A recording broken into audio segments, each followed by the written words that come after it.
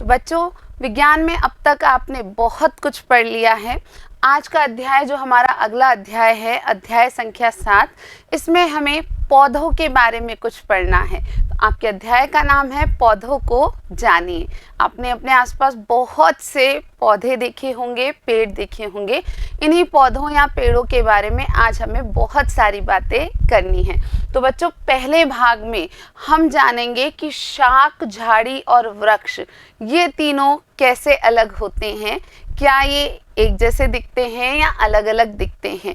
किसे हम शाक कहें, किसे झाड़ी कहें और किसे वृक्ष? चलो बच्चों, शुरू करते हैं। आपने आपके आसपास बहुत से पौधे देखे होंगे। इन पौधों में आपने कई हिस्से देखे होंगे, पत्तियां, तना। कुछ आप में से बच्चे जड़ों को भी जानते होंगे कि पौधों में जड़ें होती हैं। पौधों पर आपने फूल देखे होंगे, फल भी देखे होंगे, बड़े पेड़ों पर कुछ फल देखे होंगे।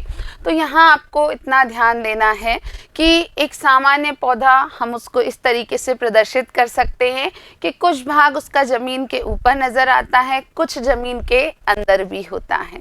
और यहाँ हम कुछ सामान्य से इसके हिस्से देख सकते हैं। जैसे पौधे में नीचे की तरफ जड़ दिखाई देती है, ये पत्तियाँ हैं, आप इन पत्तियों को पहचानते हैं।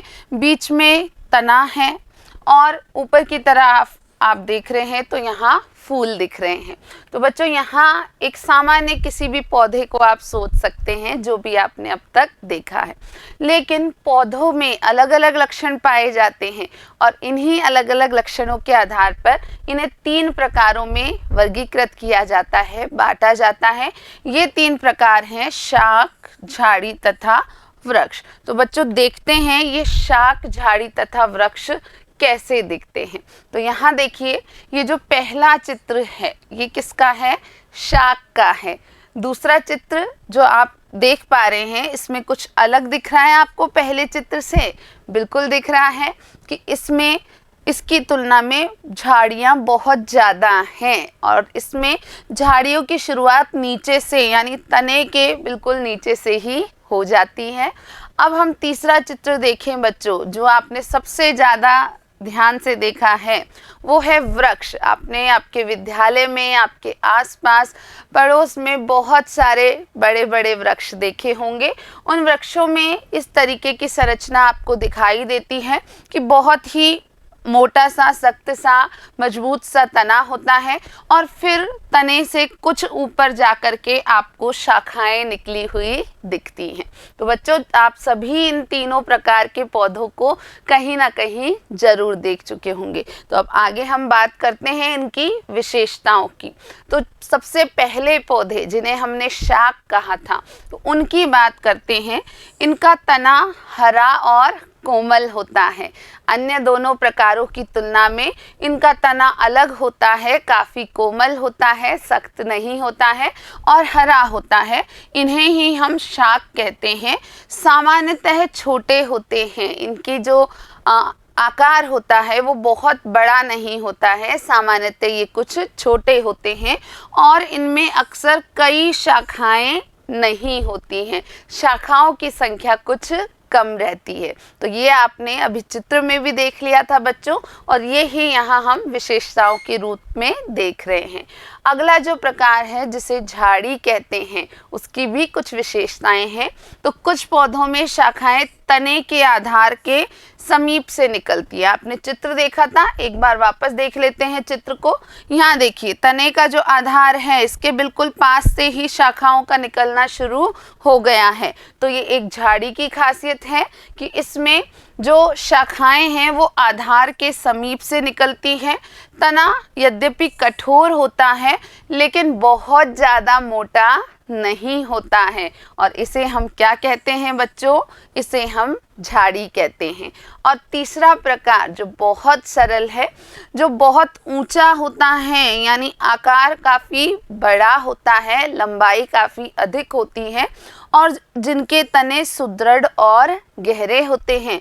इनके तने में खास बात यह है कि ये काफ़ी सुदृढ़ यानी काफ़ी मजबूत होता है, काफ़ी गहरा होता है। ऐसे पौधों को ही हम क्या कहते हैं? वृक्ष कहते हैं। वृक्षों में शाखाएं भूमि से अधिक ऊंचाई पर तने के ऊपरी भाग से निकलती हैं। पुनः चित्र देखते हैं बच्चों। तो यहाँ आप देख रहे हैं कि इतने तने में शाखाएं नहीं हैं, तो यही बात हम कह रहे हैं। झाड़ी में आप देख पा रहे हैं कि तना जो शुरू हो रहा है उसके आधार से ही शाखाएं निकलना प्रारंभ हो जा रही हैं, लेकिन एक वृक्ष में ऐसा नहीं होता है। काफ़ी सारा तना का हिस्सा ऐसा है जहाँ पर कोई शाखाएं नहीं हैं। तो आशा है बच्चों ये तीनों आपने अच्छे से समझ लिए हैं। हमने बात करी शाख की, झाड़ी की और वृक्षों की। आगे चलते हैं बच्चों। इनके अलावा हमें विशेष प्रकार के पौधों की बात करनी है कि कमज़ोर तने वाले पौधे जो सीधे खड़े नहीं हो सकते हैं। कुछ ऐसे पौधे जिनका तना काफ़ी कमज़ोर होता है वो सीधे खड़े नहीं हो पाते हैं और ये ज़मीन पर फैल जाते हैं। इन पौधों के लिए एक विशेष नाम दिया जाता है। यहाँ आप देख सकते हैं बच्चों कि इन पौधों में भी तना तो है, परंतु ये तना जो है वो बहुत ही ज़्यादा कोमल है, इतना कोमल है कि ये सीधे खड़ा नहीं हो पाता है। इस कारण से ये भूमि पर या ज़मीन पर फैल जाते हैं, जैसे यहाँ आपको दिखाई दे रहा है। और ऐसे पौधों को हम क्या कहते हैं? विसर्पी लता कहते हैं। तो इन पौधों का नाम है विसर्पी लता। ये जो आपको दिख रहा है ये विसर्पी लता कहलाता है। उसके अलावा कुछ पौधे ऐसे होते हैं जो सहारे या सहायता से ऊपर चढ़ जाते हैं। जैसे आप यहाँ देख पा रहे हैं कि इस दीवार के सहारे ये पौधा ऊपर चढ़ गया है। आपने ऐसे पौधे भी अपने विद्यालय में या घर में या आसपास कहीं ना कहीं जरूर देखे होंगे बच्चों। इन्हें हम कहते हैं आरोही। ये पौधे क्या कहलाते हैं? आरोही। सामान्य भाषा में घरों में इसे बेल का नाम दिया जाता है कि बेल ऊपर चढ़ रही है। आपने ज़रूर ऐसा सुना होगा। तो ये पौधे सीधे कब चढ़ पाते हैं? जब इन्हें कोई सहारा या सहायता मिल जाती है, जबकि विसर्पी लता किसी भी सहारे के आधार पर भी ऊपर सीधे खड़ी नहीं हो सकती है। ये दोनों प्रकार शाख, झाड़ी और वृक्षों से भिन्न होते हैं या जो सामान्य पेड़ हैं उनसे भिन्न होते हैं। तो बच्चों इस पहले भाग में हमने सिर्फ पौधों के कुछ प्रकारों को जाना है। ये प्रकार आपको बहुत ही अच्छे से याद रखने हैं।